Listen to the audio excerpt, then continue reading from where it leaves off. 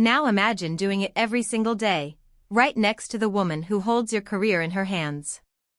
The woman who lives in your mind even when you beg your thoughts to move on. Yeah, that woman is my boss.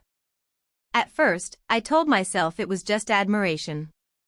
She was sharp, commanding, the kind of woman who spoke with confidence even when she wasn't certain. But then I started noticing the smaller things. The way her eyes lingered just a second too long. The way her smile appeared when I wasn't expecting it.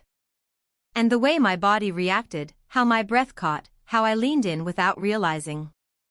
I started choosing my words more carefully. Trying to impress her. Trying not to fall. But I already had. I kept wondering, was she like this with everyone? Kind. Attentive. Magnetic. Or was I just reading too much into casual kindness, turning ordinary moments into stories I desperately wanted to be true? Still, every time we were near each other, the air felt heavier. Like something unspoken was pressing against both of us. I avoided her gaze in meetings. She didn't push, but the universe did. One afternoon, I was alone in the break room, reviewing a report. I looked up, and she was already watching me. "Is everything okay with the project wrap-up?" she asked, voice casual but eyes too direct. "Yeah. Just reviewing some data," I replied, trying to sound composed. She stepped closer. Her hand rested on the table, too close.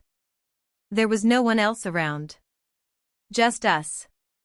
"I've noticed you've been a little distant lately," she said. "It's just focus," I replied. Trying to give my best. She gave a half smile, not quite convinced. "Take care of yourself," she said softly. And then she was gone. I stood frozen, 1,000 questions circling my head. A few nights later, the project was nearly done. We stayed late to finalize it. She looked at me, her eyes full of everything we hadn't said. And then she spoke. "I've tried not to cross the line," she said, voice low. It wasn't a confession, it was a burden. "I get it," I said. "I've been trying too." She waited.